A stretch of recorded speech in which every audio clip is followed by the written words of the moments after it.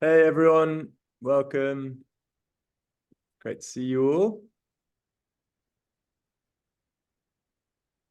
Got like 20 something of us on the call today, which is great to see.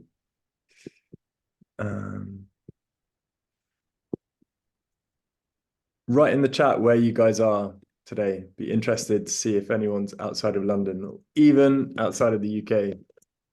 That would be cool.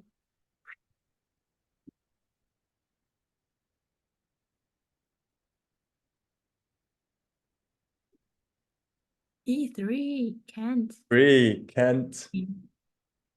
Kent is as far away as we've got. Battersea. Okay. Mainly Londoners with us today. And a few last minute joiners. Woo, Malaysia. Yeah. Oh, wow. No, it must be the day for you today. So thanks for staying up, burning the midnight oil to join us today. And hey, Finn, welcome. Great to see you. So let's get started. Great to see you guys here today. This is probably my favorite workshop of the whole Mayor's Entrepreneur program process. So really happy to see you all. My name's Ed. I'm one of the two facilitators for this afternoon session. And Yiman, do you want to say hi? Hi. Yiman is our other facilitator. So I'm going to jump into our slides. And as we go along, because there's a lot of us on the call today, and there's a lot of stuff for us to cover on what is quite a big and important topic. Honestly, feel free to keep coming with your questions. The chat is going to be open for the full 2 hours. We're going to stop periodically and jump in and check those questions. So yeah, keep them coming. So to jump into my slides. You shout if you can't see a slide that says Mayor's Entrepreneur. No, all good. Okay, so today is the exciting stuff. You've all applied for the competition this year, so congrats. That's no mean feat to have got that sorted. And now we're into the really interesting stuff. You've spent weeks and months discovering your users,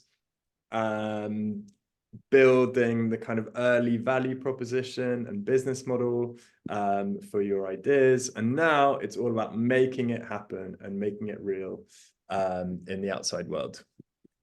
So today we are going to learn how to build and test ideas. And part of that is understanding what we mean by minimum viable product, or MVP. We're going to give you some tools and techniques for building your MVP, and then how to turn that into an engaged community and customer base for you to launch that product into, and then some tips on how to actually launch your new product or service into the real world. So just a quick intro for those of you who have not been to previous workshops and haven't come across me. I'm Ed. My background is in a mixture of kind of startups and operations and working with some corporates, but initially trained as a classical musician. I'm currently working in research commercialization at a social impact VC called Zinc, and I've done a bunch of other stuff, but worked with probably like 4,000 of you guys on the Mayor's Entrepreneur program since 2018. Yiman? Hi, everybody. I'm Yiman.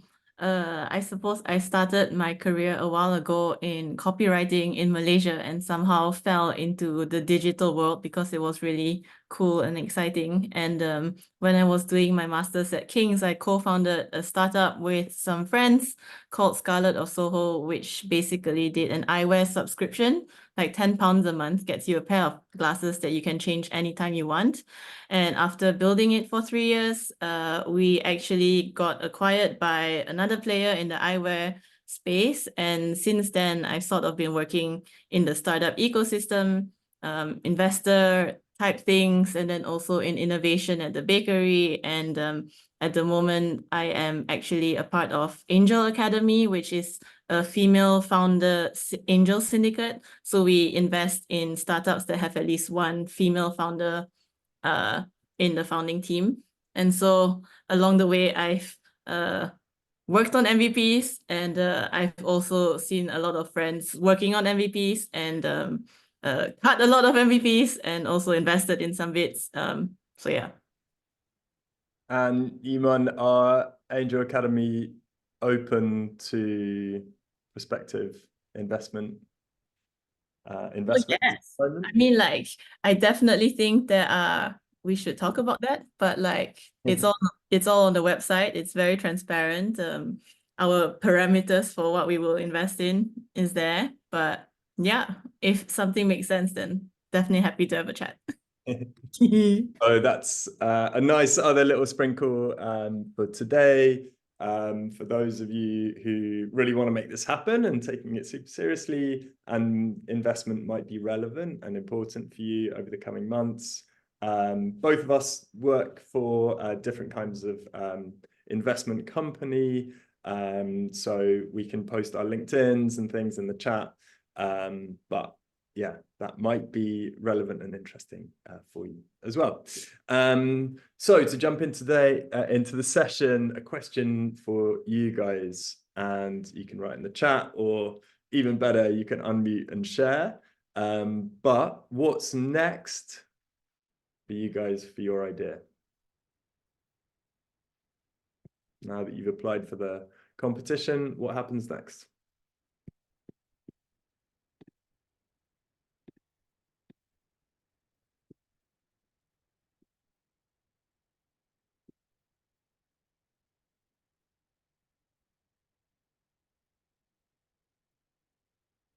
There's a deadly silence here, Iman.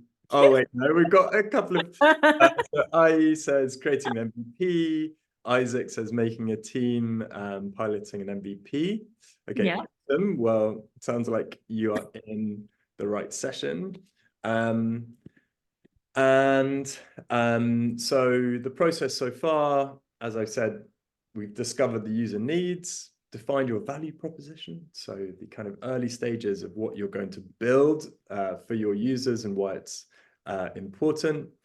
And then kind of begun testing some of your product features based on your user needs. And now it's all about building, testing, and refining ideas. So another question for you all: how long will it take you to build version 1 of your idea? Write in the chat. How long do you guys need?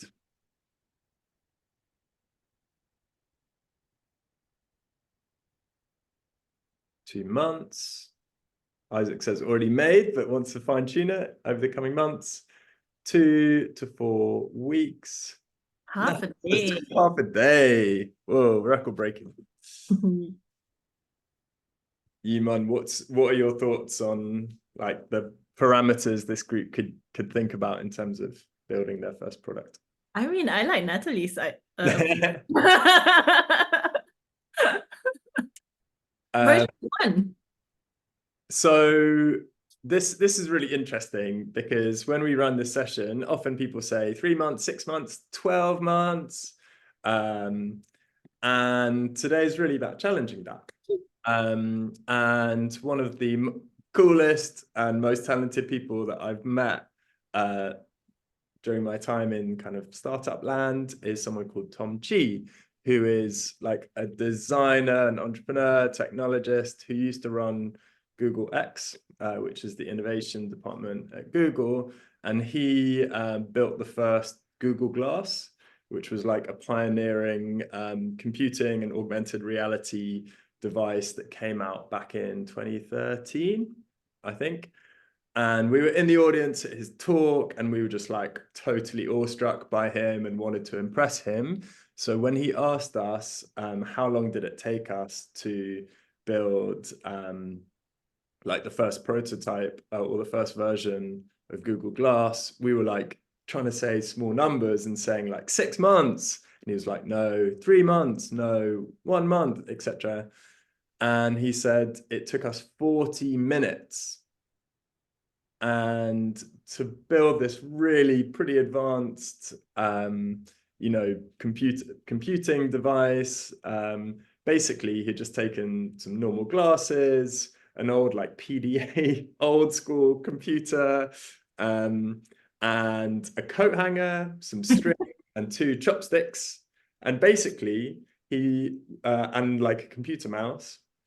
And within 40 minutes, he had cobbled this stuff together and was quickly testing his early assumptions with like hundreds of people across the Google offices, which is like, what colors do they interact with best? People, the color red really exhausted people. Where do people's arms feel most natural when interacting with something in the space? Unlike in Minority Report, for anyone who's seen that film with Tom Cruise, where he like manipulates loads of stuff with his hands up here, actually your arms get super tired doing that. So he realized, you can't see on the screen, but like if you keep your hands low, it's much more natural way of kind of manipulating with the space around you. And anyway, within 40 minutes, they had built this thing and then taken it out over the course of that afternoon, tested it, and learned just huge amounts about how people interact with this breakthrough new piece of computing hardware. So that's like a little poser for you guys to think about today. And hopefully you'll come away kind of surprised and inspired about what this could mean for you. And you can probably tell where this is going. Next question, how much money will you need? Thoughts or comments in the chat? How much money do you guys need to build your first version of your product? Tanish, £10,000. Exactly. Exactly. Very precise. Well, not a pound, more or less. Amith, 5,000. Roy says 0. Interesting.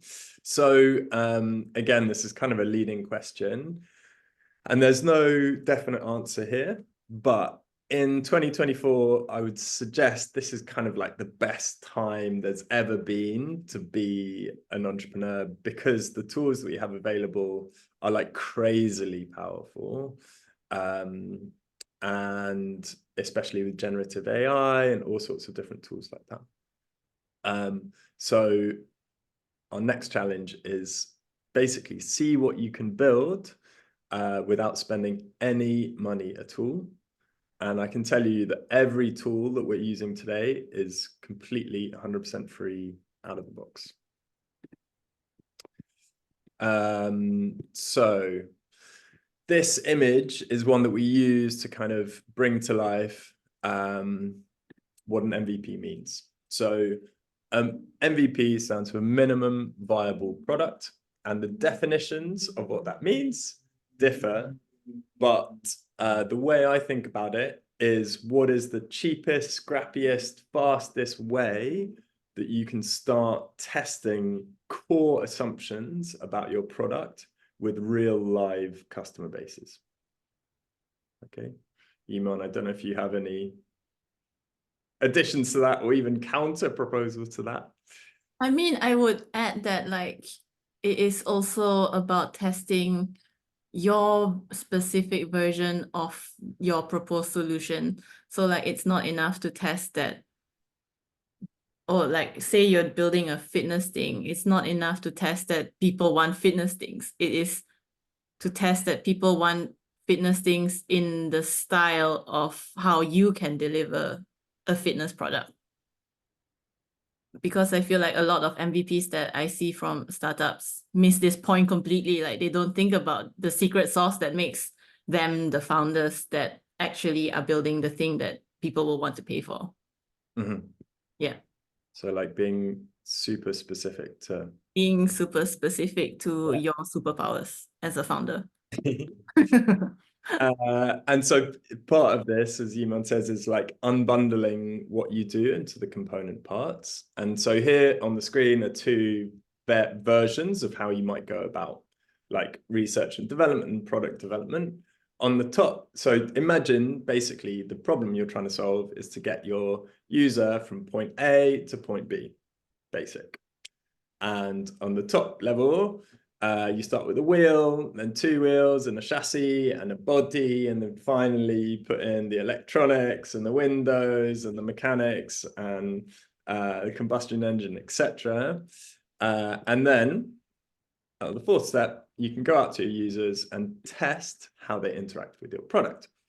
The problem with this is that steps 1, 2, and 3, your users can't interact with anything. And in terms of product development, you as a founder or product developer are learning pretty much zero about your users' interactivity with your product. Whereas on version 2, again, you're trying to get users from point A to point B.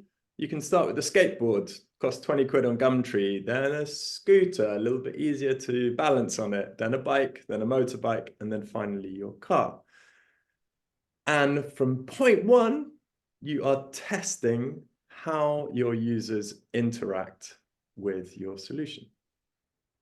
And that might be all different component parts of what your proposition is.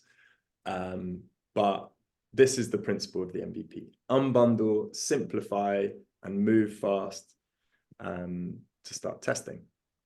And to kind of build on that, this is a nice quote from Reid Hoffman. He is the founder of LinkedIn, who have done like quite well. And he says, if you're not embarrassed by the first version of your product, you have launched too late. And honestly, what we see time and time again is that in smart groups of people like you guys, there is perfectionism. Oh, it's my baby. This is not ready to get out into the world. But honestly, the scrappier, the messier, the cheaper, the better to start getting that valuable user data back to start proving some of your assumptions. And a really nice kind of real world case study of this is Dropbox. So now this is like, what is it? 14 years after the launch of Dropbox, maybe more. Anyway, it's quite old news now, but Dropbox kind of changed the game. Because back when their founders were working on their idea, the way information was stored and distributed, the idea of the cloud just did not exist. And so Dropbox were like, okay, we can do things differently. We think there is a way that people can access all of their information, all of their files on the go, irrespective of device or server or whatever. But they knew that this is quite complex technology, right? And they needed money, they needed a tech team to build it. So they thought, okay, how can we test before writing any code if people want it? So instead, they made a really scrappy, like pencil drawing, animated video, which was like, this is what Dropbox is all about, how it works and what benefits it will bring to you guys. And then they were very smart. They used social media, especially they went on Reddit and they started shilling. They started posting on Reddit to say, check out this video. And basically the test was, would people sign up to find out more? And that is an amazing first test to basically prove if someone gives you their email address, it's personal information and it suggests intent. It doesn't say they're definitely going to buy it, but it suggests intent that they could be interested in the future. And what happened is that in a relatively short space of time, they signed up 100,000 people. I mean, that is just crazy numbers without a product. And then they went to Y Combinator, which is probably the most successful startup program in the world. And they said, look, we don't have a product. We haven't written any code, but we know we're onto something. And this is how we'll prove it.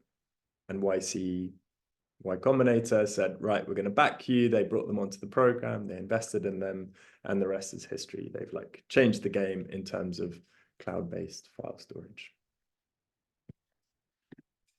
So we're going to whiz through a few different types of MVP. This is not an exhaustive list, but hopefully might stimulate a few ideas in each of you. So the first one is called a smoke test. So this is not so much interacting with the product, but it's interacting with like the idea of your product. So you could run a paid advertising campaign through Google Ads or the Meta advertising platform, Twitter, whatever it is, driving people to a landing page. And on the landing page, it says, sign up to find out more, or sign up to download our toolkit, or join our newsletter, or whatever. And you can then test how many people see the ad, how many people go onto your website, and how many people convert, so give you their email. And someone just asked if it's B2B, the same thing applies. I've done exactly this with B2B as well. You can test intent from corporates, for example. You can use LinkedIn ads. LinkedIn ads. With B2B, an important thing to remember is you're not selling to a business, ultimately. You're selling to a person who happens to be in a business, right? You're still convincing an individual that you will give them something of value that will make them money, save them money, improve their reputation, stop them getting fired, help them sleep better at night, whatever it is. Make them happier. Make their boss happier. Make their boss happier. So that's a smoke test. That you can run that with 20 quid on Google Ads, and you can set up a Google ad in about 5 minutes. This is fast. Sell before you build. So this is a really interesting one. Most of you, I expect, will have come across Kickstarter. It's a crowdfunding platform, and what this lets you do is basically reduce all of the risk of spending money on building your product until you can qualify demand for that product. So you make a shiny video, potentially use like generative AI to do your promo video or whatever it is. Or concept imagery.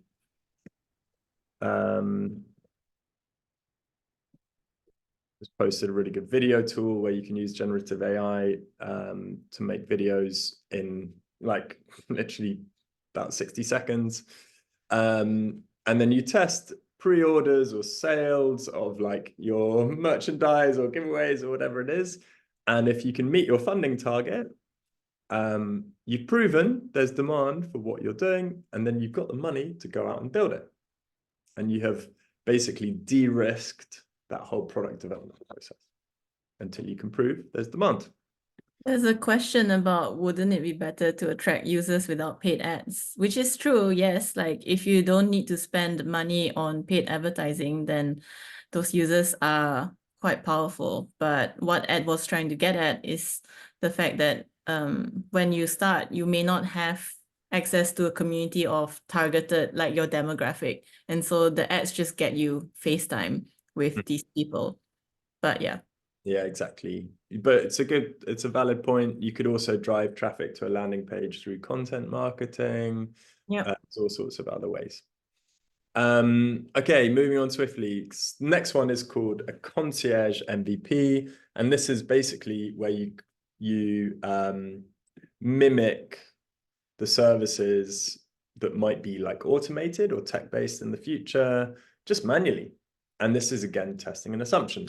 So a very basic example from King's from way back in 2016. There was a guy called Ross who wanted to set up a marketplace to connect businesses with videographers. And he was like, I'm going to build an app and it's going to cost 20 grand to build the app.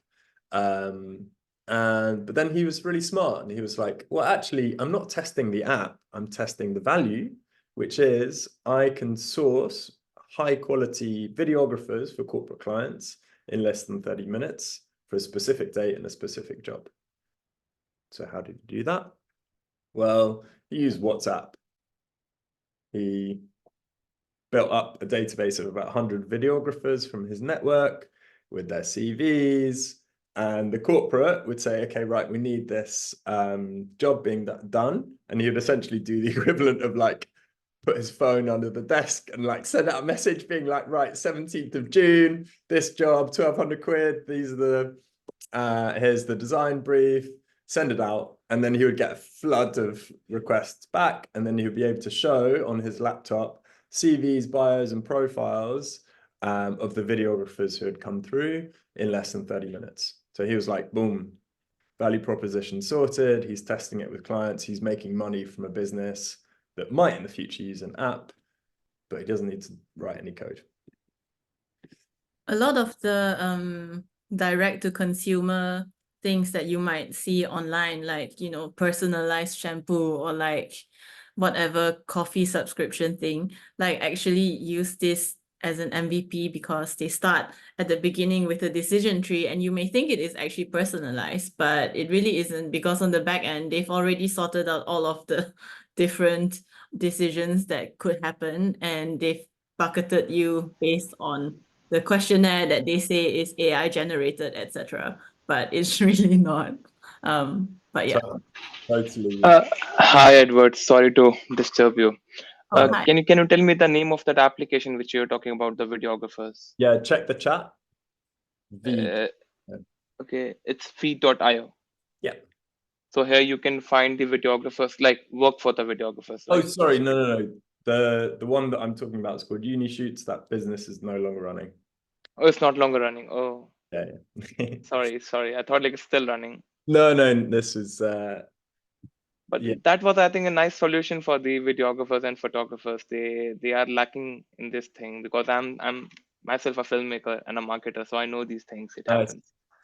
Yeah, hopefully it's a good example of how you can build a marketplace just really quickly. Yeah. Awesome. Natalie, I think you got your hand up. Hiya. I just wanted to ask, so if, for example, you're trying to measure the kind of proof of need, essentially, and let's say only 50 or 60% of people who are in your market, your target market, say, yes, I'd use this service.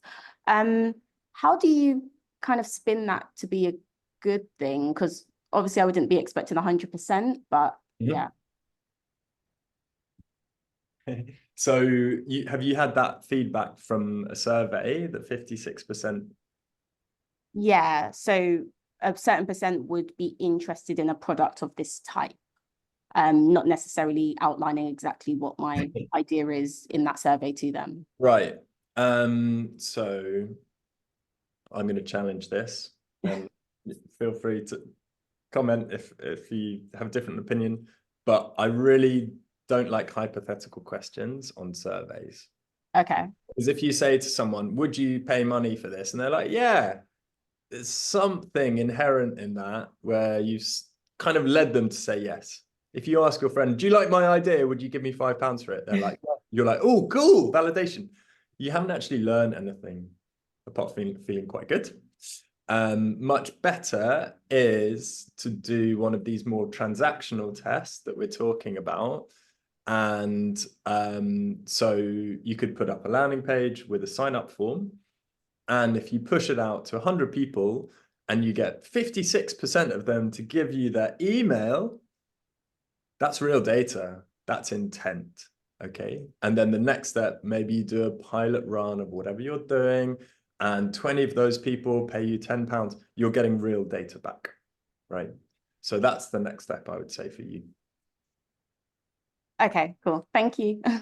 I'll also add that actually emails are very, very powerful as a source of, as the thing that you want to get to at the end, because if you have somebody's email address and their express permission to be able to market to them, so like remember GDPR rules, etc., that you have control of that marketing channel. Whereas like, of course, there are some things that you should be building a community on Instagram, etc. But the problem with things like social media stuff is that the platforms control the algorithms. And so on any given day, your business is not in your own control, especially so early on. So like, if you are thinking of what kind of outcome to get, emails is always like a really, really, really strong one. Yeah, for sure. I kind of But yeah, counter. I completely agree.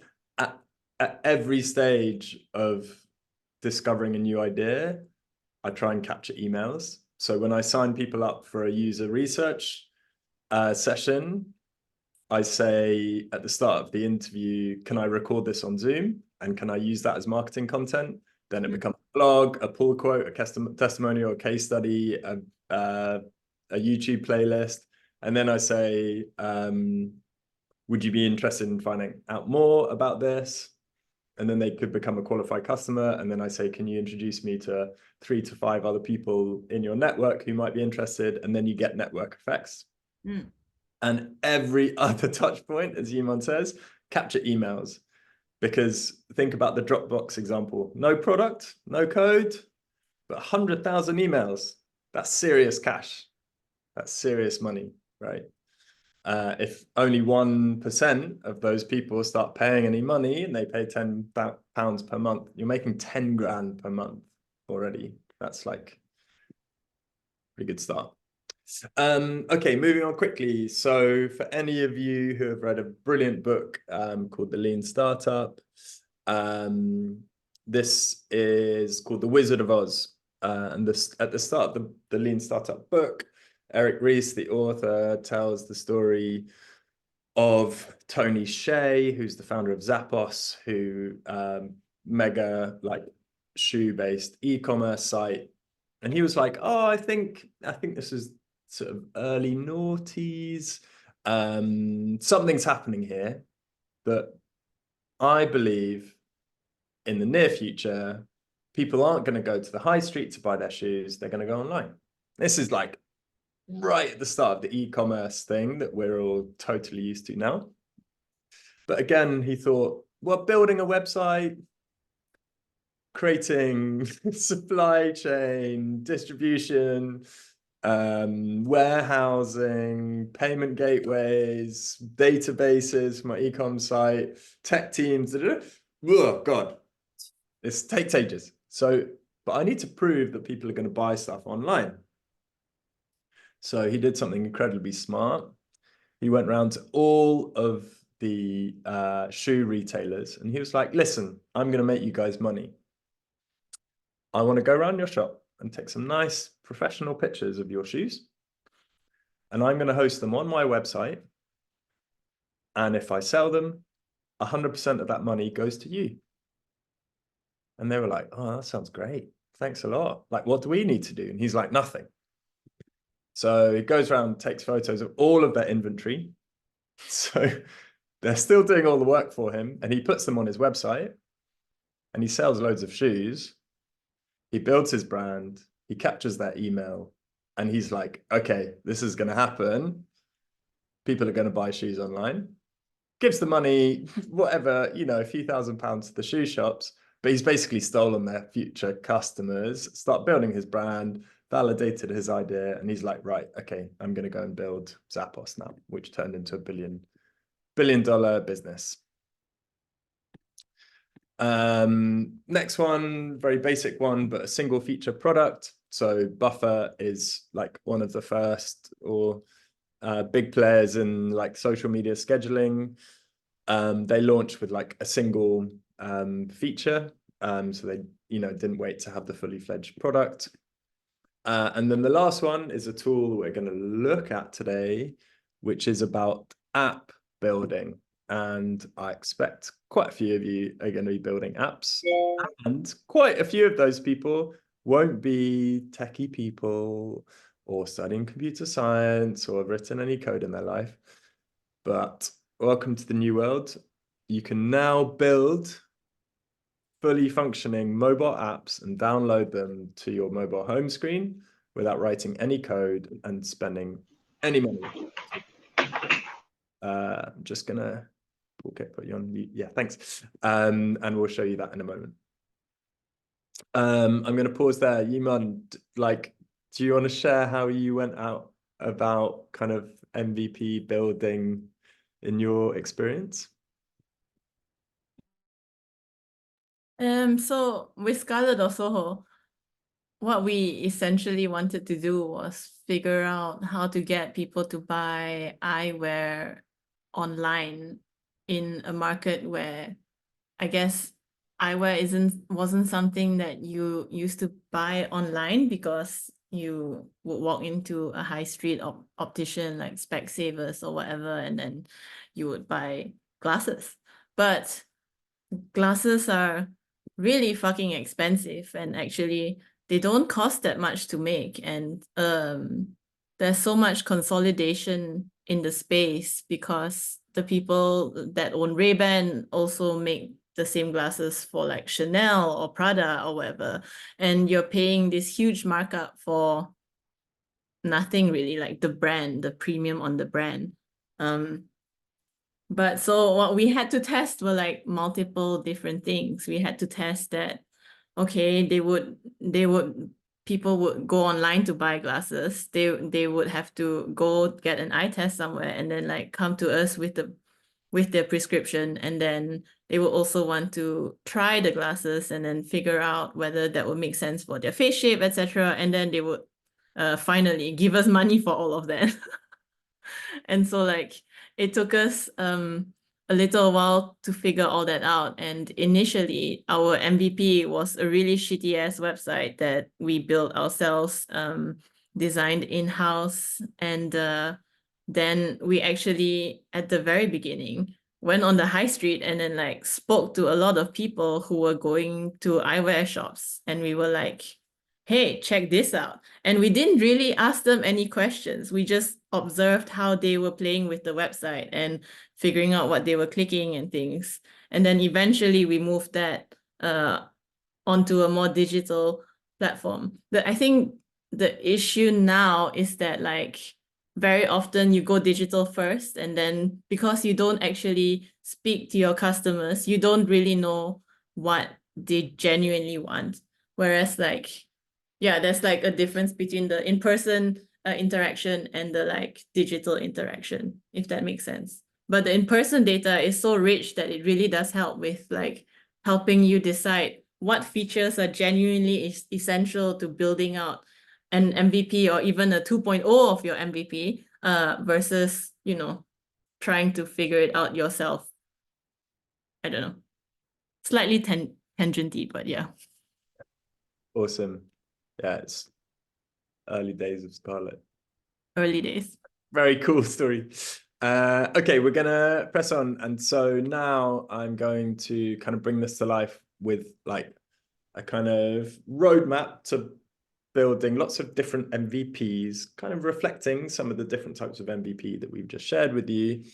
And this is to imagine that you're trying to reduce food waste. So the user needs, on one side, cafes and restaurants want to make more money and reduce emissions. Consumers want to reduce their own bills, like save time and connect more with their community. Value proposition, rescue unsold food from shops and restaurants and reduce customers' food bills. You might notice, for those of you who use it, this is too good to go, which if you don't use it, it's a really good app.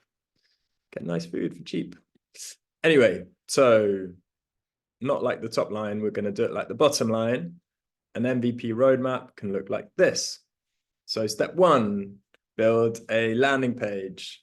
And at each stage, I'm thinking, what am I building? How? But most of all, what are my outcomes? So MVP one, landing page using Card. We're going to show you how to use that in a second. Good outcomes, number of signups, building my customer list. If I want to be more specific, I'll probably measure like conversion from people who land on the website to those who sign up to find out more. And that is my conversion rate. And I am measuring stuff. Next one, a WhatsApp group. And so I can get users from across the community to take photos, or restaurants to take photos of their food. And community members can be like, cool, I want to go and pick that up. And they go and pick it up. And here you're tracking interactions per day, active users, referrals, are people telling their friends? Is that group going from 3 restaurants and 10 users to 1,000 users and 20 restaurants, you know, in a short space of time. Then you can do a weekly newsletter. So there's a brilliant tool called Substack, which is great for creating newsletters. Newsletters are like a whole kind of new business in themselves. Not new, but a lot of people are making a lot of money from newsletter subscriptions. Here, you can send out photos of unsold food, discounts, partnerships, deals, but you're testing open rate, click-throughs, subscribers, referrals. Are you growing that number of email subscribers? All good tests. Next one, a community. So this is like your Wizard of Oz. You can use an online platform like Mighty Networks, and you can have forums, lists of suppliers, courses about saving food waste, whatever it might be. And you're testing active users, referrals, potentially even paid subscribers. You know, like, can you test your monetization? Then you can create a no-code app.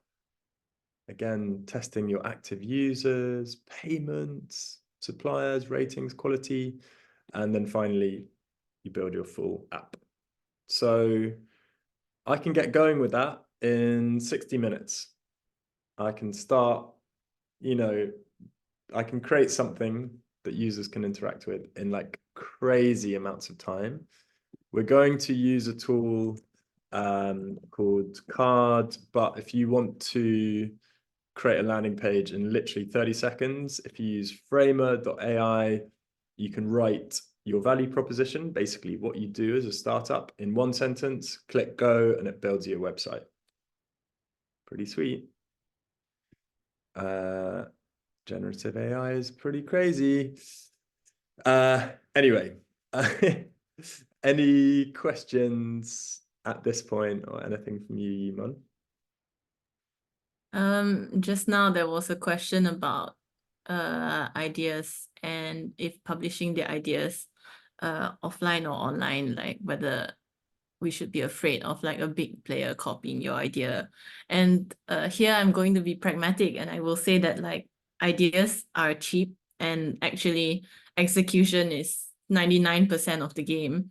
And generally speaking, although corporates may think, oh, okay, this is a cool idea and stuff, chances are they're not going to copy it because it's easier for them to buy you to make it for them if they really were gonna do that. Or yeah, corporates are slow and big companies are slow, and it takes a lot of time for them to do anything. And so that's not really something you should ever think about like as a worry when trying to test something new like by yourself. Yeah. I hope that answered your question. Nice. Thanks, Iman. Totally agree. Loads of people are scared about sharing your ideas. Honestly, an idea shared is an idea improved. In some cases, you might have IP and patents that you can't talk about publicly because that will like potentially have infringements on your patent application. But honestly, most new ideas are not actually new, and there isn't much to copy. As Iman says, it's all in the execution, how you get this stuff out into the hands of your users effectively and quickly. So now we're going to start building stuff. I've just shared in the chat the first tool that we're going to use, and this is to help us create a landing page. So this is called a Namecheap logo generator. There's tons of these out there, and for those of you who are like advocates, there's also like Gen AI tools that we could be using, but this is a basic one for now. So I'm going to show you can make a logo in like 60 seconds. So I'm just going to use Too Good To Go because I'm feeling unoriginal. So my brand name is called Too Good To Go. And the type of business is food. Then all you need to do is basically choose some different design styles that you like. I like this middle one. I like this one on the left, the one on the right. This one on the left is nice and clean. The one on the left again. And this one on the right is nice. And then, because it's like a green product, I'm going to choose this green color palette. And I'm going to write my slogan: save money, save food, save money. I mean, that's terrible, but whatever. Then my icon, I can just search for food. And here are a few different icons that I like. And then I can click continue with these 3 icons. And then within 30 seconds, I have like 50 different logo types that I can use. I can scroll down and choose them. This top one I kind of like. I can click on there and I can actually change things about it. I can change the colors. I can change like the text, slogan, icon, layout, and it creates my business card design, my nice t-shirt, my website design, my app design. So yeah, and then all I need to do is in the bottom left, sign up or log in to download, and I can download all of those image files to my computer. So feel free now to take 1 minute, and I'm going to time you to make your first logo in 60 seconds, starting now.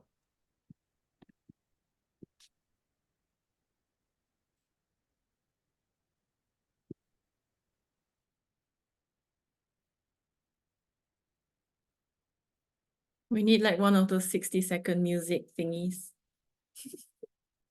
Da, da, da, da, da. Where's your cello, Ed?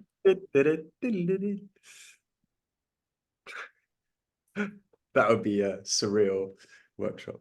We incorporated live music into it. Where's your saxophone, Nima? Sleeping.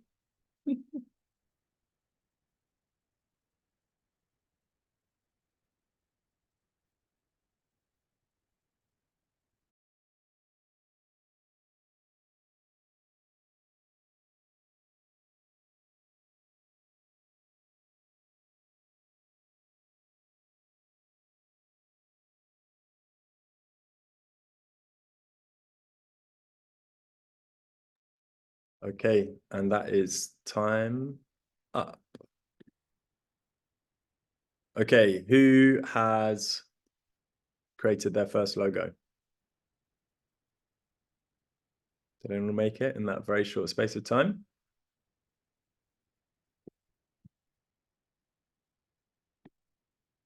Isaac, yes. Are you happy to share it, Isaac? Can you share? Are you able to share screen?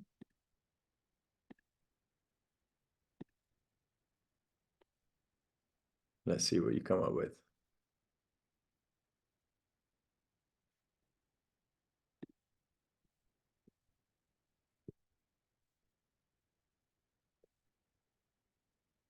Oh, okay. Yeah, it might not be possible for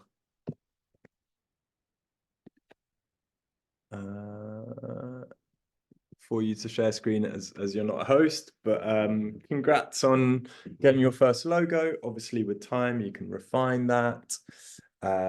Some other tools that you might want to use for making really nice logos using AI. So Canva AI, Midjourney, DALL-E, these are all generative AI tools that can make super nice brands based on prompts. So I hope those are useful. Okay, so now we are going to make a landing page or learn how to make a landing page. So just getting logged in to get my logo in the background.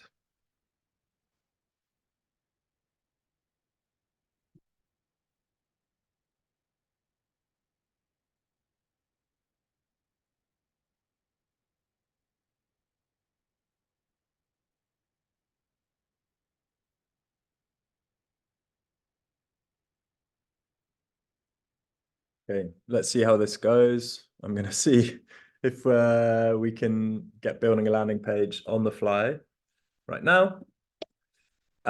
So here we go. So Card is the next tool. So this is in the chat now. And once you've logged in, you'll see a screen like this where there's tons of templates for you to use. You come in here, you click on landing page, and then all of these templates that don't have a pro sign in the top right are free to use. So I'm going to select this pretty basic one here. Oh, that one is pro. Oops. Let's find a non-pro one. And basically, this is a landing page builder where I can edit it in these different containers, as you can see here, so quickly. I can also add different elements, as they're called, with that plus sign. So if I click plus there, I can add text, image, video, audio, all sorts of different stuff. And now I can just write in some of my copy.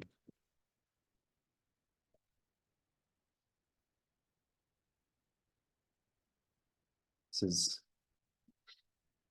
not the strapline I would go with, but just to give you an example, save money, save food, too good to go, connects you with local restaurants to access low cost food at the end of each day. Done. And I can add an image, click upload on my image, and hopefully somewhere in my files, I have my too good to go logo. Boom. And there we go. That is now live on my landing page. I can add in a type form or a sign up form to do that email capture thing that we talked about. And then even better, in this top right corner with what's called the hamburger menu, the 3 lines, click on that and go publish. Too good to go, too good to go. And then give it a random name. And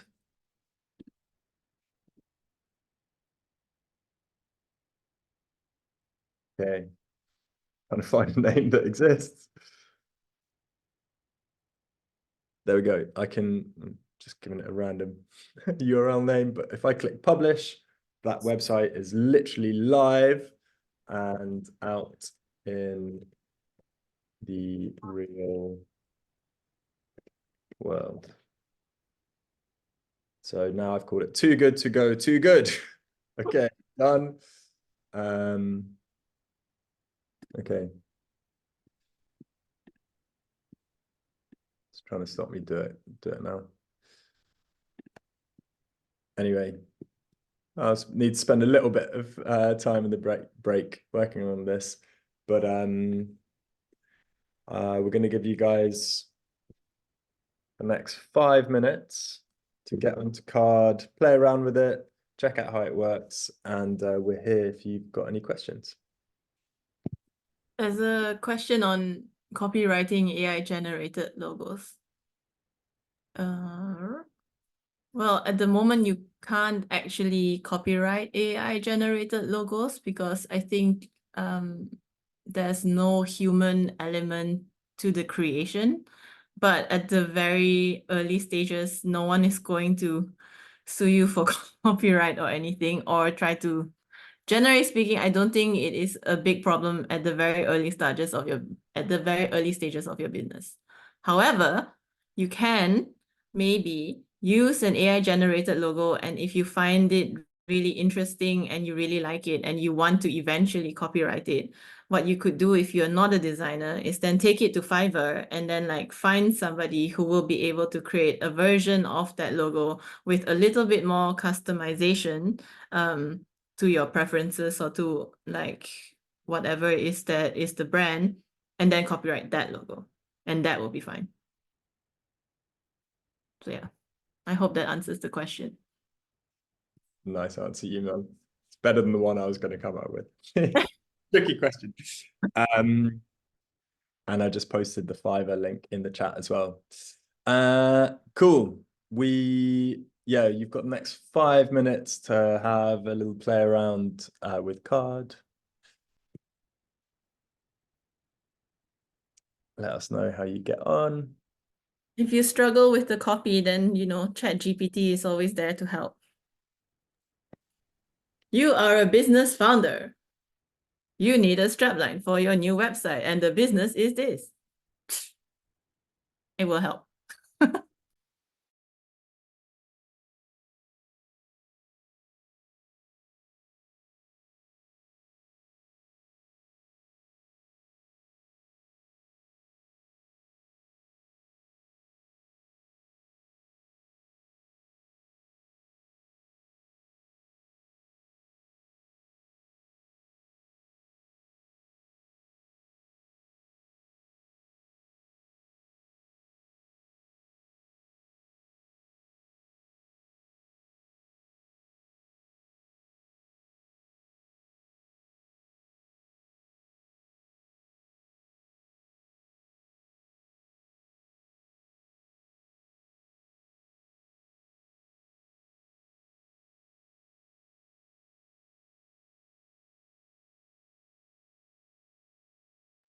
To Yimon's point, if you want inspo on a very basic ChatGPT prompt, I just wrote one for you in the chat.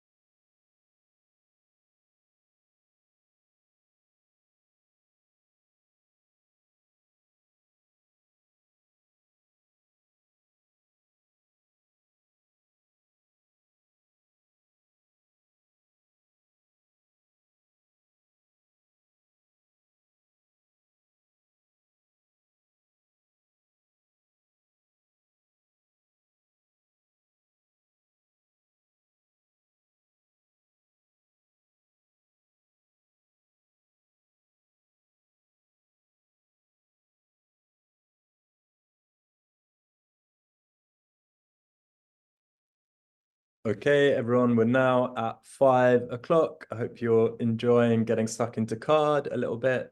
We're going to take a 5-minute comfort break. Please be back at 5 past, and we're going to crack on with part 2, which will include how to build no-code apps. Cheers. See you then.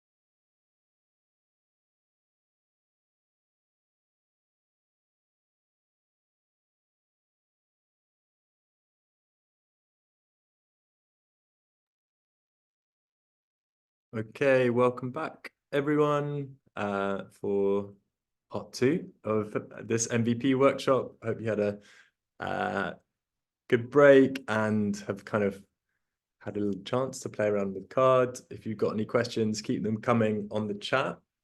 Now we are going to look at a bunch of other tools. So I'm going to share my screen.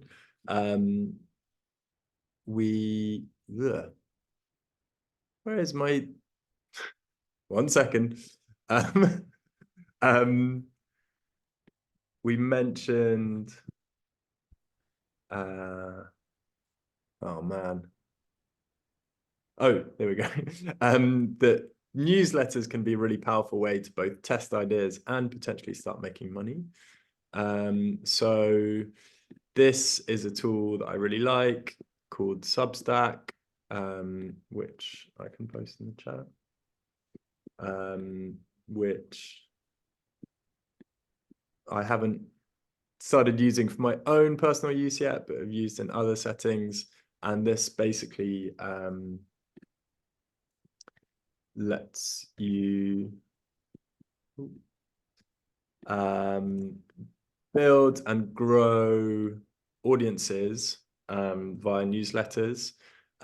So for example, if you're setting up a community or an online course or a network, you could basically curate content, blogs that you like, research papers, events, online courses, put them in a Google Doc, dump them whenever you find them, and then every month, put them together, design them up in a nice email format, and all of those nice emails that you've collected through your landing page, through your form, through your user research, use that to start building out your community via an email newsletter.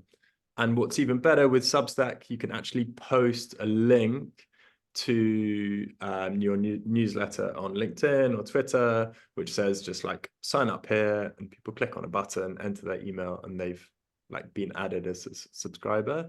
And of course, you can track number of users, click-through rate, all of the analytics in the background. So really, really useful tool. And looking at If your superpower is like content or curation, then Substack can be really powerful. Or say you're trying to create like something that like stories, for instance, because now people pay for stories. And also things like shopping wish lists and stuff, because you can use affiliate links in your newsletters, etc. So even if it's people have built huge businesses off of Substack, so it's really one to look for if you are a content type business. It's a super useful one. A quick look at a couple of like designy tools, which are useful. So if you're branding, you need a color palette to bring it to life. Coolors is basically like a color palette generator where you can just wait. The Zoom is blocking my screen. Come on here, and it just generates color palettes. So here's just like a random number of hex codes. So there's 6-digit code here, and you can lock the ones that you like. So for example, if I like this kind of mint green, I can click lock and then press spacebar, and it generates more. Got this like Belgian flag vibe going on here. Can lock this yellow, press spacebar again, and it just keeps generating more colors. And then I just copy paste all of these hex codes to a doc, and then I build my color palette. Super useful. Then another one is like to get stock imagery to bring to life your brand. You can use pexels. So all of this is just like royalty-free imagery, but too good to go. Here's a nice one that I might want to use for my homepage. Although I probably wouldn't want to use food waste because it looks a bit grim. I probably instead just want to use food, so it looks a little bit more shiny and nice. So Pexels lets you do that. Also Unsplash is another one, does the same thing, but with like a different database of photo assets. And the next tool that I use a lot is about community building.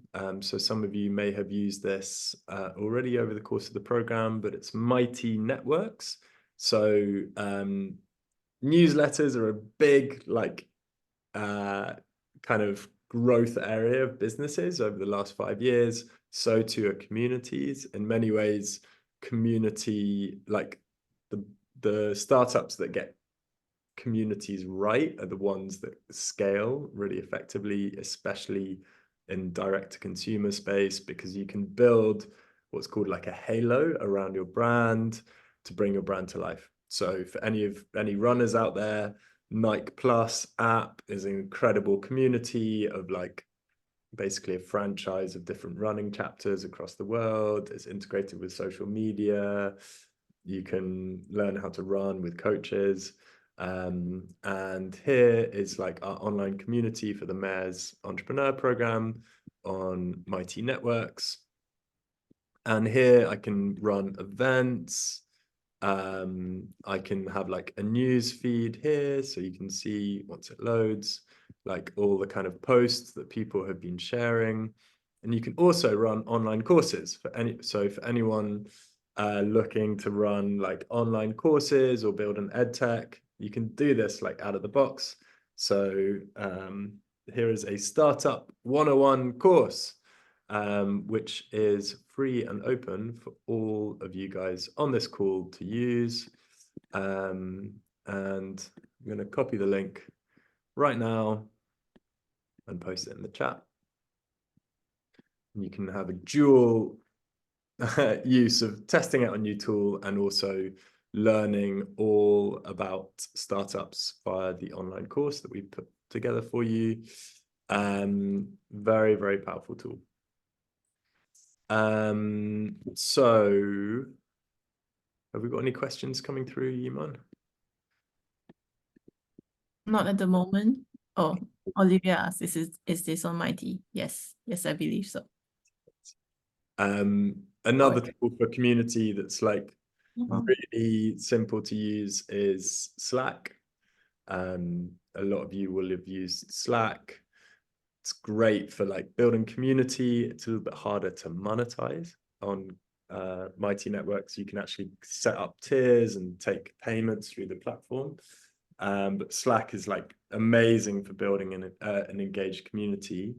And even better for anyone building like Slack bot tools or knowledge bases or access to information, you can build chat bots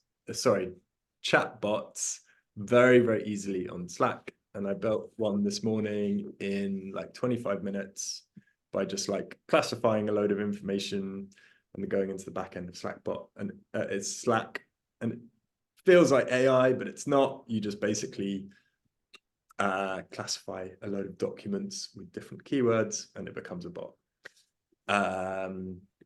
Throwing out ideas out there. I hope it's not too much, but hopefully sparking some ways that you guys can take your ideas forward. So in the last bit of today, we wanted to share about no-code apps and also how to do product launches. So when it comes to app design, the temptation is to like go straight away into doing graphic design or coding or whatever. But most of all, you need to think about everything you've learned from your user and all of your product features that we looked at on the value proposition canvas in the last session, and think like, what are you trying to build for? And fundamentally, what is the one goal of your app? So probably my favorite app in the world is Google Maps. The goal of the app, it does loads of stuff these days, but basically I use it most of all to get from like somewhere in London back to my flat. So that is the main goal. How do I optimize Google Maps to make it as easy as possible to go from any point home?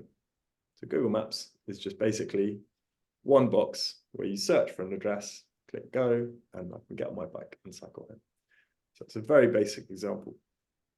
But when going about app design, think about your end goal. Try and get it down to as few goals as possible, and ideally at this early stage, just one. Then get a piece of paper and draw some boxes, which basically act as the different screens of your app. So every app has different screens. It might be like, hello, welcome, Ed, or no, welcome, and then sign in. You tell them that you're Ed and give them your email, and it goes to a home screen, etc. So what are your different app screens? From 1 to 8, go through all of the different steps a user might take. And it looks a little bit like this. And good app design follows certain principles, and here are some important ones. Number one, like the design is super clean. Like a messy screen is a crappy screen because there's too much information on there. The usability, the key buttons are like big enough and easy to find enough to make it super simple. Imagine for Apple users what it feels like to take an iPhone out of the box and how easy it is to get using. And to optimize the speed, or reduce the number of steps to go from screen 1 to your end goal to as few as possible. So you can make that as seamless as possible. And then you sketch them out with pen and paper like this. And this is a pretty good place to start when it comes to app design. Yiman, anything to add at this stage? Figma is really useful for this, I think, but I wasn't sure if you were sharing Figma. It's free though. It's amazing. Figma. The tool that I actually love is called prototyping on paper, because what it lets you do is you can actually draw your app screens on pen and paper, then you take photos of those app screens, and then on prototyping on paper, pop for short, it lets you animate those screens. So you can put a little like button on the login and you'll click on it and it will go to the next screen, and then you can animate all of the different, like literally like pen and ink buttons on your app. So you can show it to someone and say, this is how my app is going to work. How are you interacting with it? What's missing? What's confusing? What are you looking for but can't find, etc. So very quickly you can scrappily like start doing a pen and ink prototype of your app.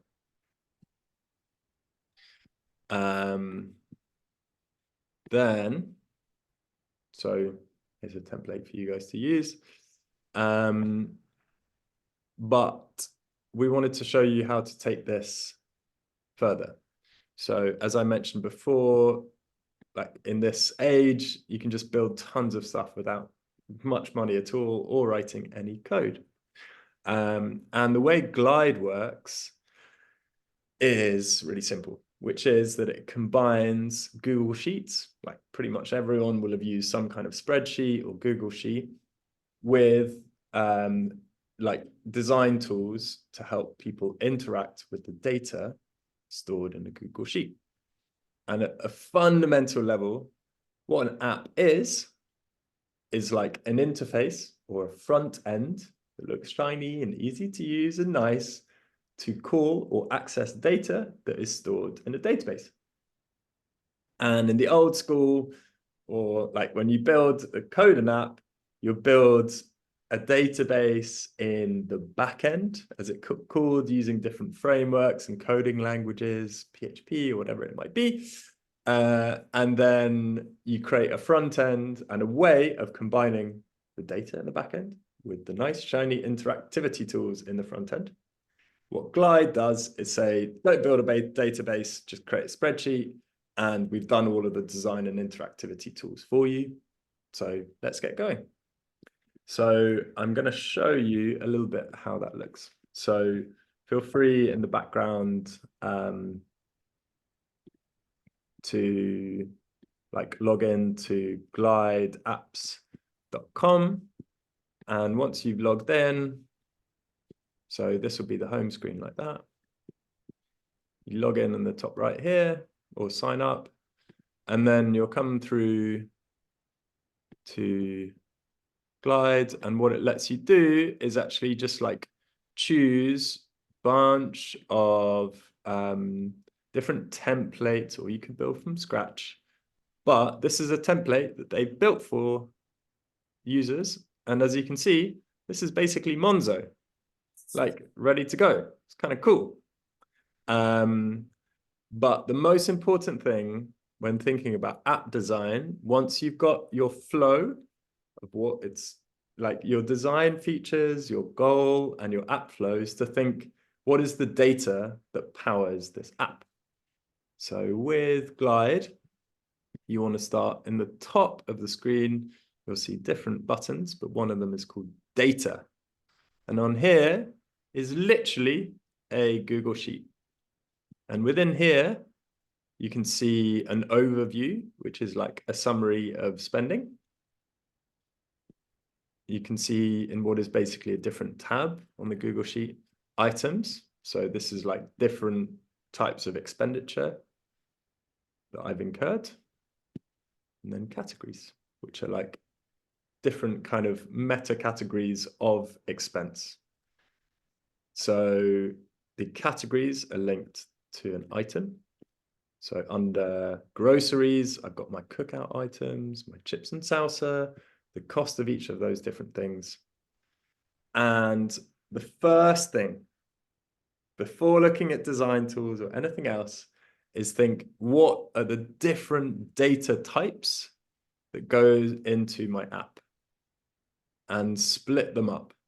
So an expenditure item is one data type. So you create a table for them. A category of expenditure is another like data type where you can classify the different items. And then your overview is like, you know, the summary view of everything that you spent. So we're covering a lot here. There's loads of stuff on their knowledge base on Glide where you can learn more about how this works. Once you've got your spreadsheet set up, you can then go onto the layout. And what's amazing about Glide is the interactivity tools.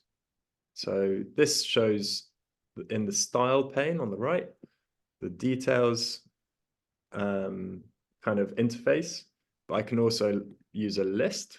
So this just shows a list of the summary of what I've spent. You can use tiles. So for example, if I was doing online courses, I might have different tiles of like upcoming courses, or a calendar, cards, swipe, like Tinder. And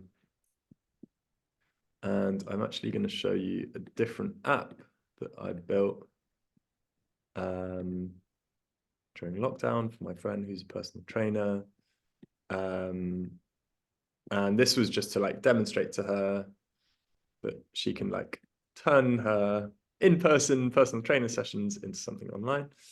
And you just like say, here are the different types of workout. By the way, this was from a template, so it was like super easy. I've got all the different types of data in here, but what I most wanted to show you is the different like interface tools. So I can have this as a list. So sorry, yeah, under my workout types, here are the different workouts, and it lets me interact with them. I can have them as tiles. So here are loads of different workouts. I can list it as a calendar if I've classified them by date.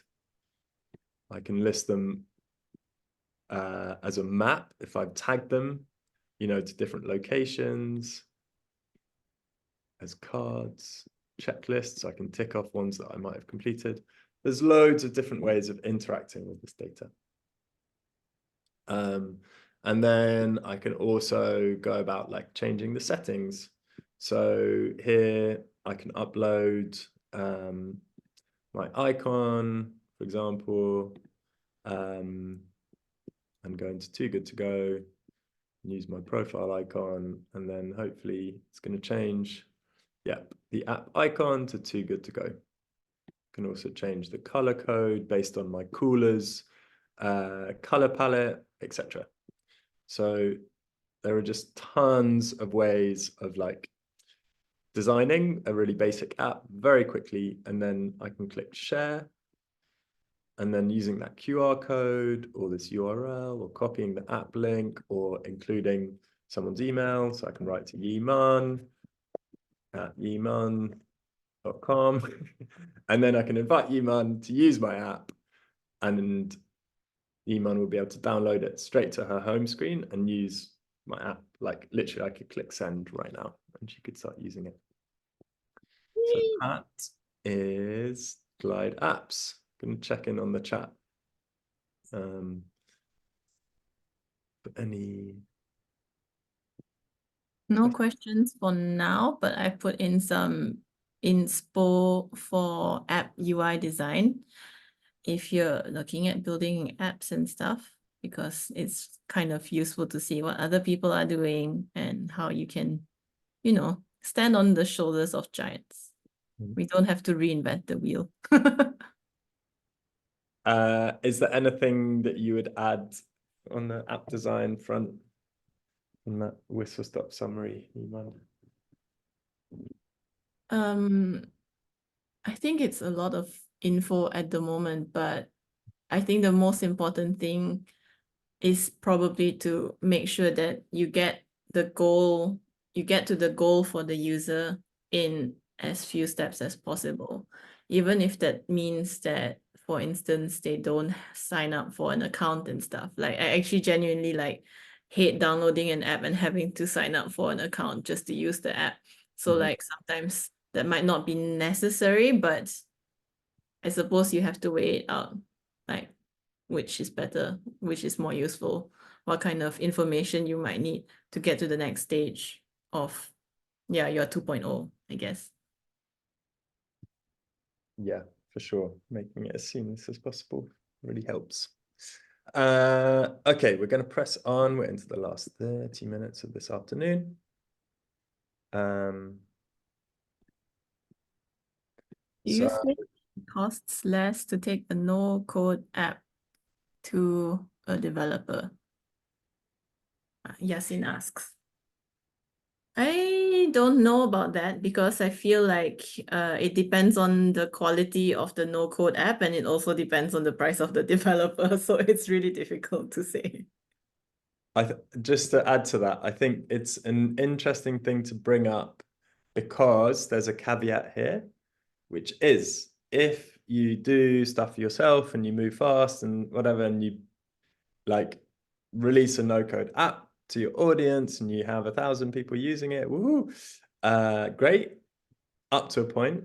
But there's a really important concept with tech products called technical debt, which is you build loads of custom features onto your no-code app and you have loads of people using it, and then you reach a point where actually you need a proper app.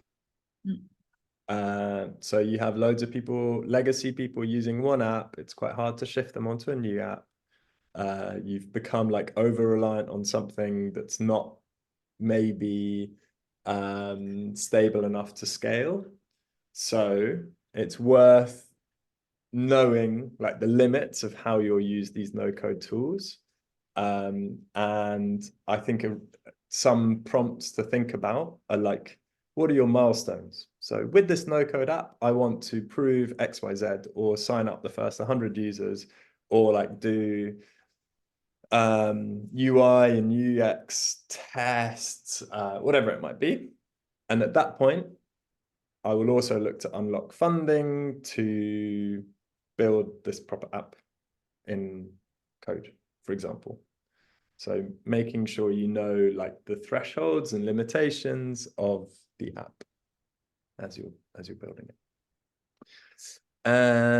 But for sure, when you hand over to an app developer something that you've like built and tested and validated, they're like in a really good position to replicate it and enhance on it. So to that extent, you would imagine that the actual cost of the build phase for the developer will be lower, in theory. So that puts you at a strong advantage, and it makes your brief for the developer much, much easier. Cool. So now, as we've talked about throughout, nothing counts for much at all in startup land unless you can prove it. A startup is ultimately like a hypothesis in search of evidence, and like a business model that needs like replicating and scaling. So you need to get feedback on this. So here, to do feedback, you can do it all sorts of different ways. You can do it with the person, like standing over their shoulder or on a Zoom call. You can do it without looking, like watching, so supervised or unsupervised. You can use tools to send out an app, and all these like invisible people test it out, and you can get reports on it. But imagine you're doing it in person with one of your users, and you can say, imagine you are, let's say, a restaurant owner looking to make some additional money from food that's about to go to waste. Talk them through the app and get feedback. Where did they get blocked? Where did they get confused? What was missing? And at the testing phase, the really important thing is you're not trying to convince them with your words. Step back and do not pitch to them. If they say, I don't understand, and you're like, oh no, you should understand, this is what it's all about, that's bad testing, because you're trying to force them to like it or force them into giving feedback. Set up the test and then stand back and capture feedback. And at a very basic level, it's worth capturing feedback in these different areas. What I liked, reinforce the stuff that your users like. What I'd change, aka what I didn't like. Questions I have. Where's this? What does this mean? I'm confused by that. New ideas. Oh, as a user, I really want to know more about this, or I want the, like, whatever those new ideas might be. So these are 4 categories of like test feedback that are super, super useful. Yiman, what have I missed? Nothing, I think. Very comprehensive. I feel like platforms like usertesting.com and stuff like that are quite helpful. One, the amount of content marketing that they've done, which really helps with figuring that out. And then the mom test that I shared very early on in this workshop, which is the book about basically don't ask your mother if she would buy your app, because obviously she's gonna be your greatest fan, and like that's not what you want. Sure. Have to be apological about it. Yeah, do not ask your mum, unless, you know, she might be a potential user. But then still don't ask your mum. She's so fast. Okay, so now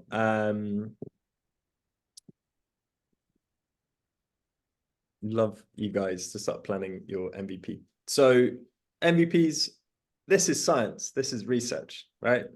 This is an experiment. So when planning your MVP, here are some prompts. This is what I want to test. Based on a short introduction to my idea, potential users will sign up for my newsletter. Why? This helps qualify their intent to buy a future product. And then my expected result is 5% of people who come to the website or landing page, 5% will sign up. And so my MVP could be a landing page with an integrated Typeform survey. It could be a promo video on Veed, a sign up button on Google Ads. This is like a beginning of like quite a logical thought process for building my MVP. So we're going to give you guys 3 minutes to have a think about what your MVP might be. And if you very quickly say, oh, I know what my MVP is, make another one, make another one, make another one. And you can, there are so many different types of MVP that you could be building. Challenge yourself to keep thinking of new ideas for different MVPs, but fundamentally based on the assumption that you want to test.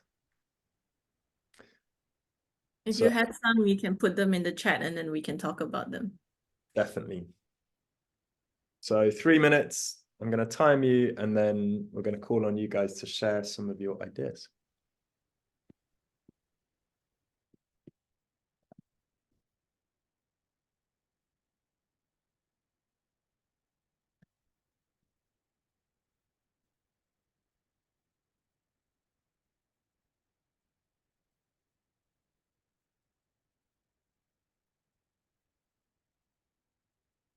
Denise, I'm not sure I completely understand your question. By approach, which approach were you referring to when you asked that question? For the action plan, Ed, the MVP action plan, can I do that for the person who's using the app to submit the data, as well as I'm going to be selling the data as well? So do I still need to do a different MVP action plan? So you're testing multiple different things, right? So this is almost like outlining your science experiment. Here are the multiple different things that I need to check if they're true and get evidence about. And here are some different approaches. So I need my submitter of data to do actions X, Y, Z, and I will evidence that by this data point. So here are some ideas I could do that. I also need to test whether people will buy that data. I will do that by doing this. I will prove it by doing this. Here's my plan of action. Ah, a test plan. All Okay, gotcha. Thank you. right, no worries.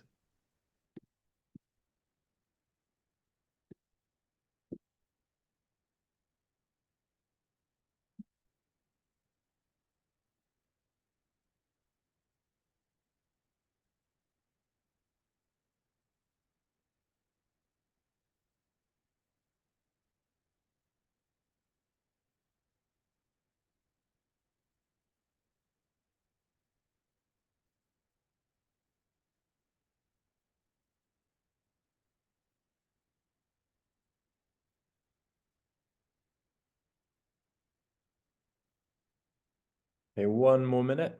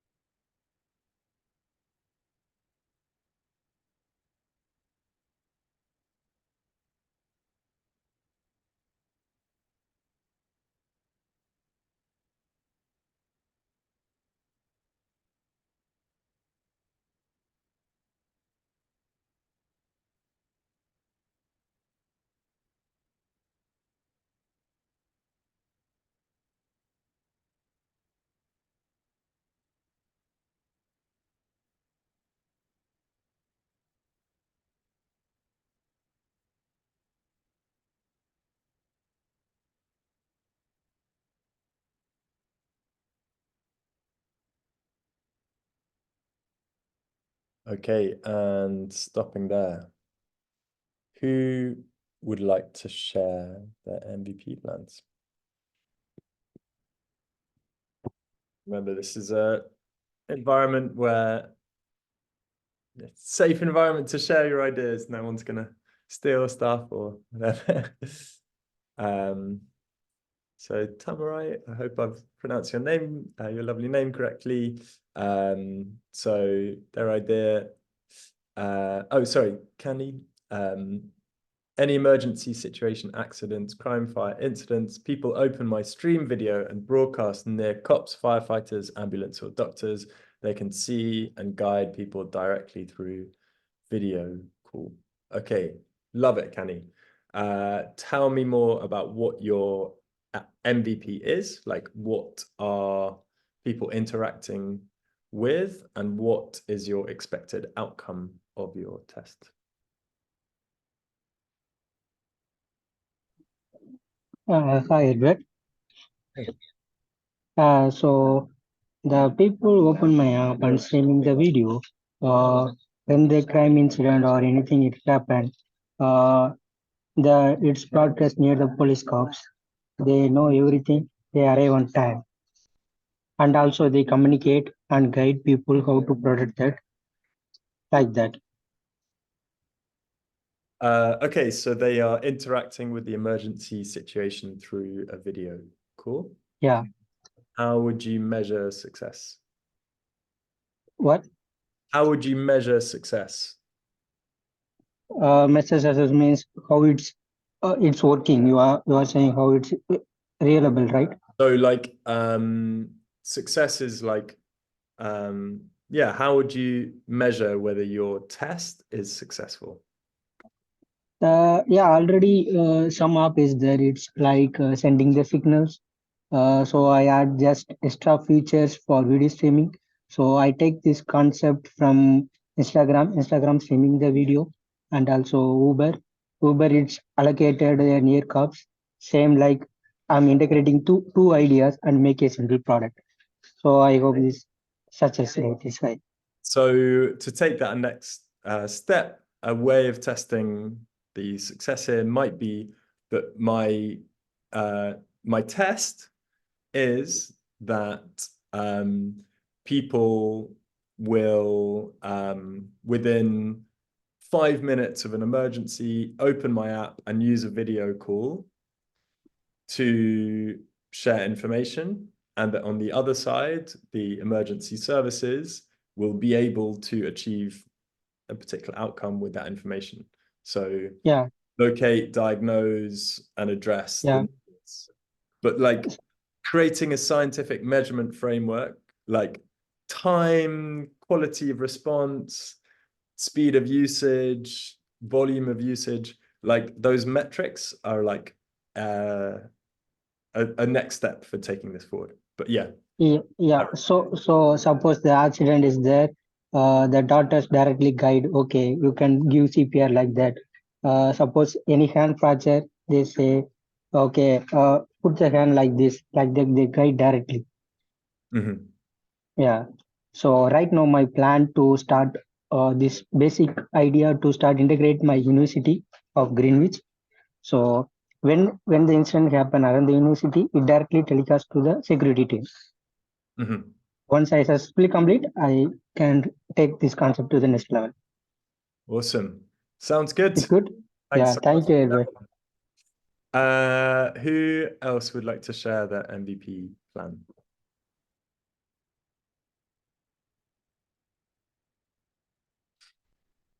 Feel free to write in the chat, or even better, as always, unmute and share to the group.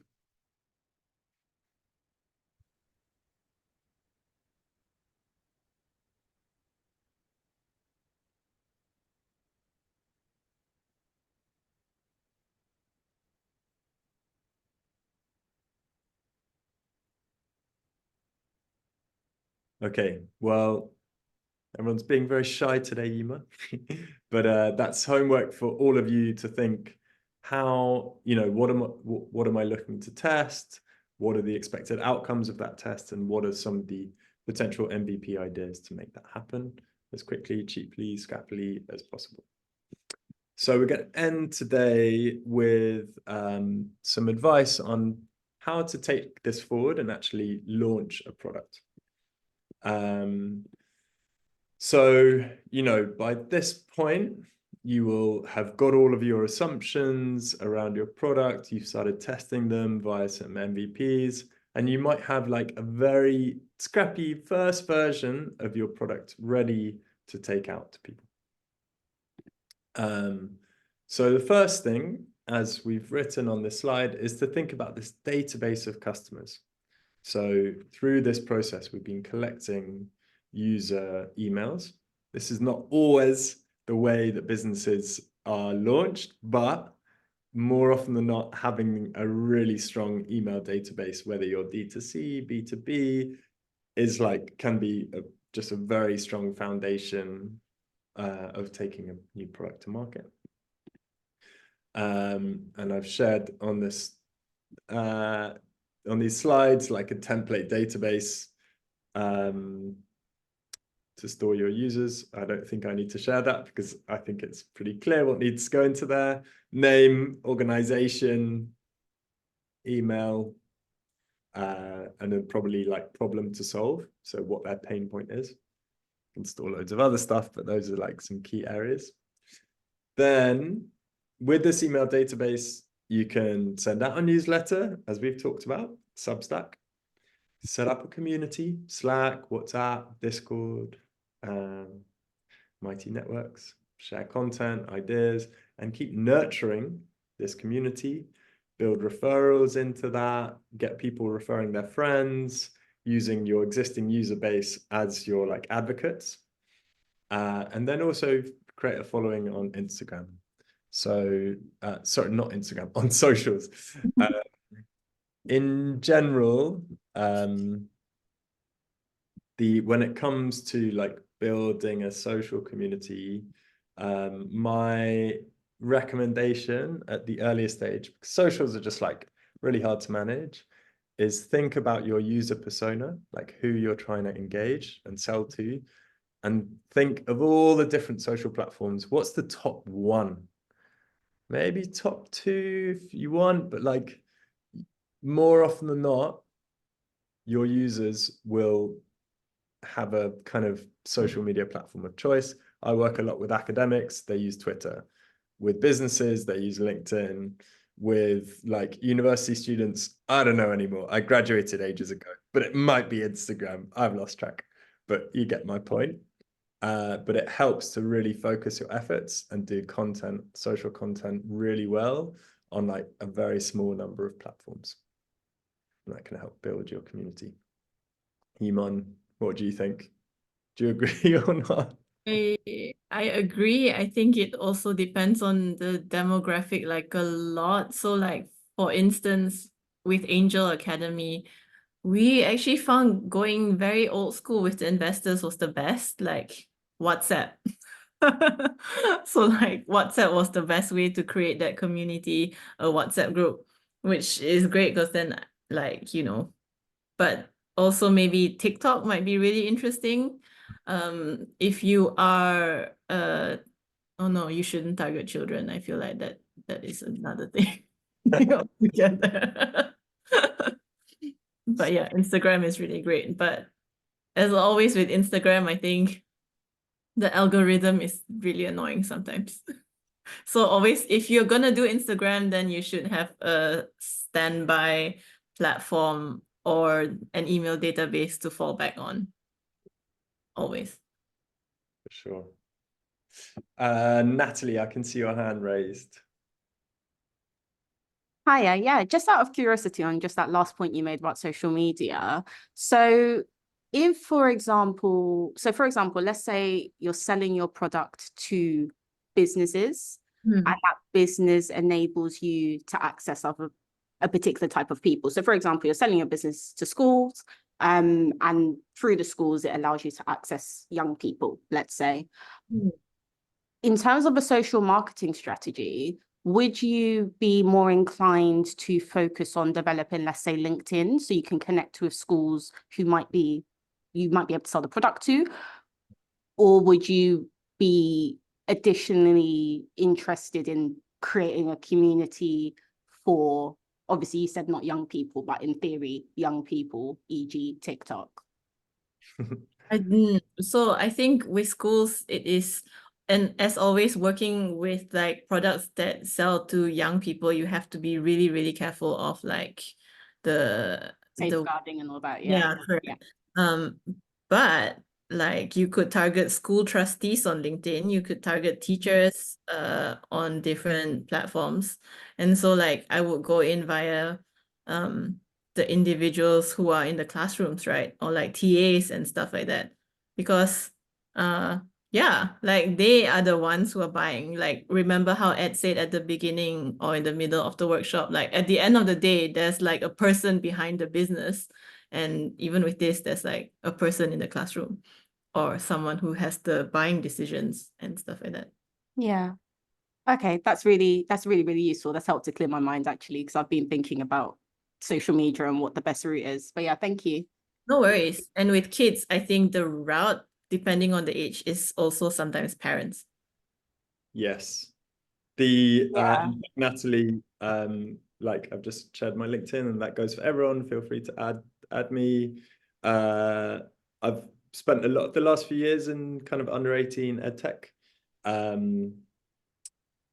So happy to kind of talk more about this in general, and not to overgeneralize, but teachers just don't use LinkedIn. Yeah, I've noticed that. And so and there are some questions, and I would put your question in this category, where it's not on us to answer it, it's on you to really do the digging. So if we give advice, it might be in bad faith or like the wrong advice. Go out and think, and this goes for all of you on this call, like, where are my audience online? What is their watering holes? Which platforms do they use? And how do we approach them effectively? And then own it. And so Yiman mentioned like school governors. They might be on LinkedIn. I don't know. I'm sure a lot of them are. Head teachers may be more likely on LinkedIn, but don't know. Other teachers, like not in senior leadership teams, might use other platforms. You know, kids under 18, parents, they all just use, there's loads of different behaviors across all of these different user groups, and having a very specific content and social strategy is very important. But yeah, happy to chat more about that on LinkedIn if it's useful. Okay, cool. So just in the last 5 minutes, and to like wrap up this session. So thinking about actually how to launch a product, here, I just like, this is a very non-exhaustive list of advice, but some things to kind of think about. First of all, ship small. By this I mean, don't launch your first crappy product to 10,000 people, because it will fail and it will break and people will be pissed off, and your like Google reviews, all of your like online Trustpilot, whatever, you know. Anyway, it's high risk. I think you get it. Ship small. Your first version, test it with 3 people, and then 10, and then improve it, and then 20, and then 100, and build your user base. And then when you're ready, you can do a full launch. But start small and learn fast. Then when you are ready, you can build hype. Do countdowns on social media. I'm not going to tell you guys how to do social media strategy. I'm crap at that. You guys will be brilliant, but like, get people excited. Potentially engage journalists. I would caveat that it's really hard, especially when you're a new startup, to get any journalist to care. But if you've got something newsworthy that's really, really timely, you might have something there. So one example right now is an amazing social enterprise called Zero Gravity. They basically offer funding and mentorship for those from backgrounds who may not be, you know, like who might be the first going to university, or from diverse backgrounds, to get them access to like top Russell Group universities.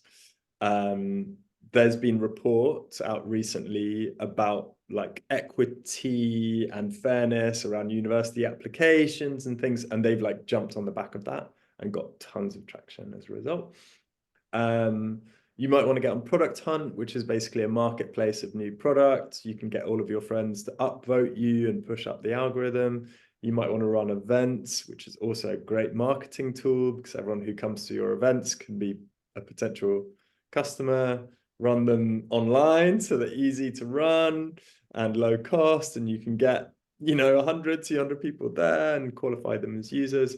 You can run some paid ads, but I would probably hold off that until you've got experience, till you've hacked stuff doing the free stuff like content marketing, and drive referrals. So using existing users to drive traffic to your website, to your product, sorry. And in terms of content in general, I'll just go back to this point about like rinse and repeat. Like, every piece of content that you produce is not one piece of content. It can be as many as 10 pieces of content. A video, interview, as I mentioned before, is a blog, is a carousel ad, is a pull quote, is a testimonial to put on your website, is a YouTube playlist, etc., etc., etc., etc. Is a ebook of 10 different blogs, which is a comment on like tech education for under 18s in the UK school system, whatever it is. But those are a few thoughts. Yiman, did you have anything to add? I think it is very, very hacky, but like a friend of mine once actually tested her MVP about storytelling and stuff by swiping right on Tinder and telling all the guys she swiped right with about her startup. So I really like hacky things like that.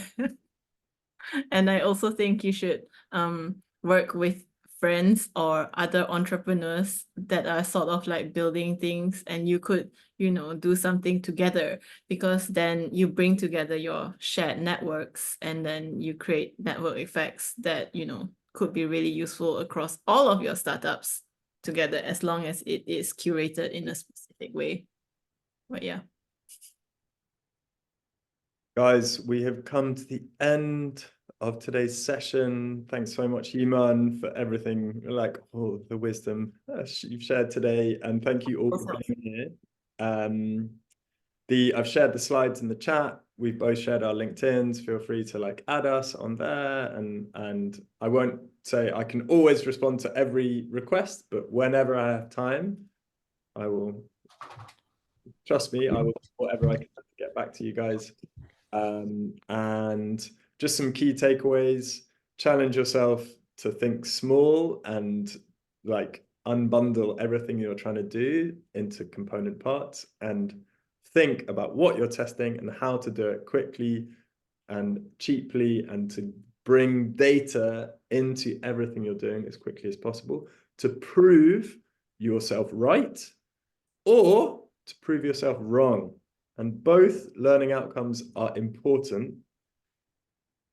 You don't just want to prove all of your assumptions right because you're not learning. Use MVPs to fundamentally learn about the like foundational hypotheses that sit behind your startups. Yiman, any like last takeaways from you? Don't fall in love with your solutions as MVPs. Fall in love with the problem. Kill your darlings. So if you get negative feedback, that's really, really good. And ship before you're ready.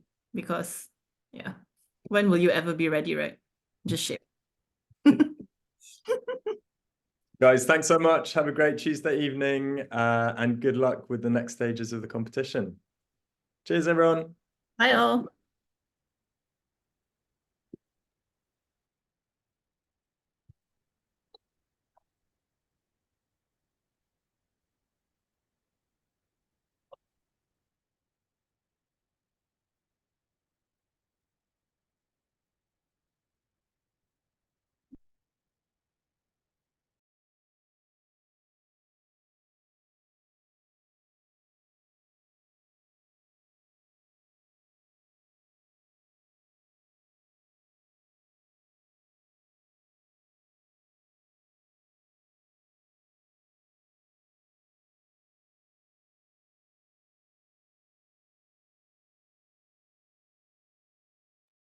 Yiman, I'm going to drop off and go for some dinner, but thank you so much.